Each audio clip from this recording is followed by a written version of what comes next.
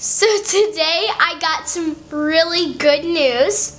I got an email from Froggy's baby sister's author, Mr. London. He gave me some words of affirmation, and he also said it was appropriate for me to read his book. And today's book, we're going to be reading on Emysode 4. We're going to be reading Beatrice Does Not Want To.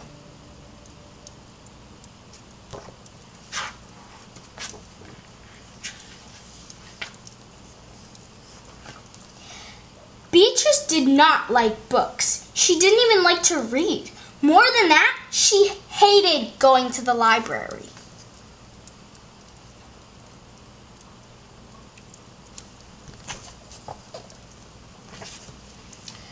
But that's where her brother, Henry, had to take her for 3 afternoons in a row. Henry had to look after Beatrice. He also had to write a report on dinosaurs.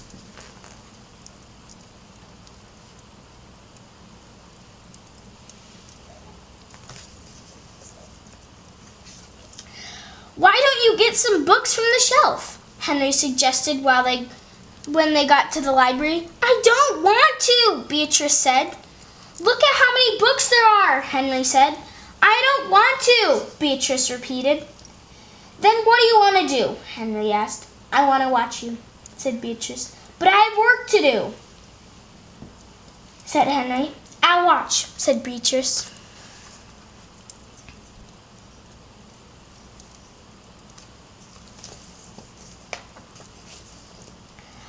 I give up, said Henry. He worked on his report. Beatrice watched. Henry tried not to notice her.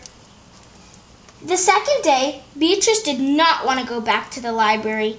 You have to, said Henry. I don't want to, Beatrice told him. But I have to work, Henry said. Sounds like somebody I know.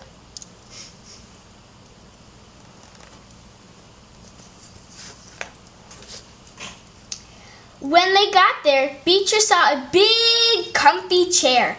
I'll just sit here, she decided. Okay, said Henry, but don't move until I'm finished.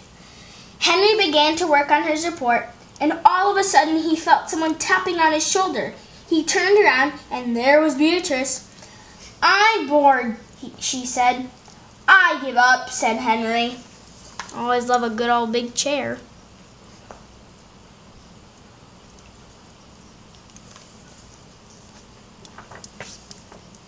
On the third day, Beatrice followed Henry around while he looked for more books. Can I hold some? Beatrice asked. Henry gave her some books to hold. Here comes trouble.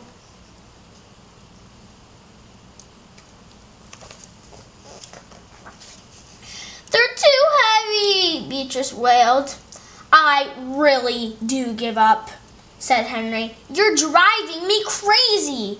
Please, Bea, Henry begged her. I've got to get this report done. It's due tomorrow. How about a drink of water first, said Beatrice.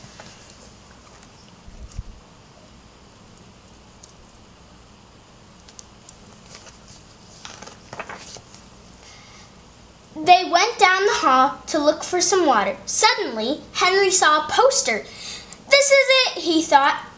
The librarian will read Albert the Mouse has a brand new house today at 4:00 p.m. in the children's room.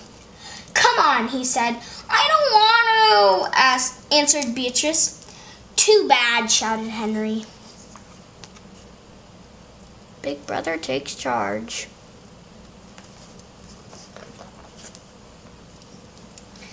Before Beatrice knew it, she was in a room full of other children.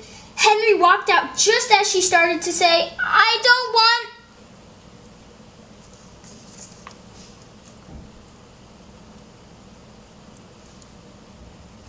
Sounds like a pretty whiny kid to me.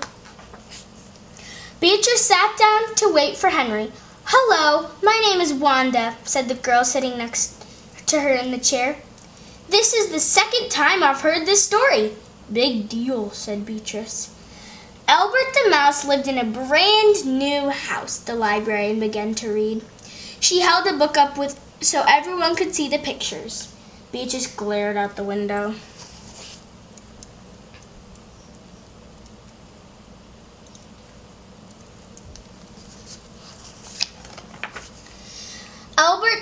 Albert Mouse also had new roller skates, the librarian continued. Beatrice loved to roller skate. She looked at the librarian, but Albert's mother was not too thrilled. When he skated through the house. The librarian read. The boys and girls laughed. Beatrice smiled.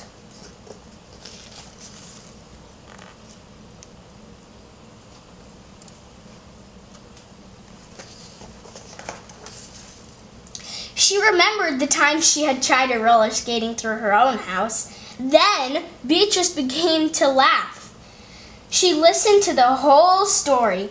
When the story was over, Beatrice went to the librarian. May I see this book, please? She asked. Of course, said the librarian. Manners are pratique.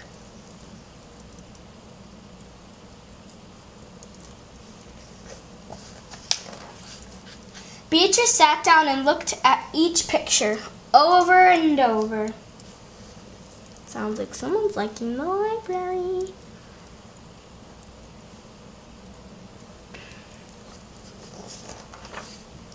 Suddenly, she felt someone tapping on her shoulder. Time to go, Henry. Time to go, Henry whispered. Beatrice kept looking at the pictures. Henry stuck Beatrice's hat on her. We have to go home now, he said. Beatrice ignored him. Come on, Bee, Henry said.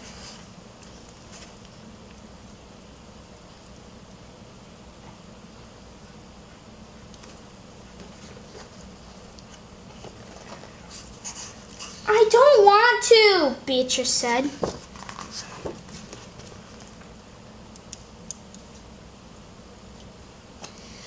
Well, isn't that a life story for us? To learn that you don't know what you don't know until you try it. Well, have a great day and hope you see you next time on next number 5 of Emysodes. Bye, guys.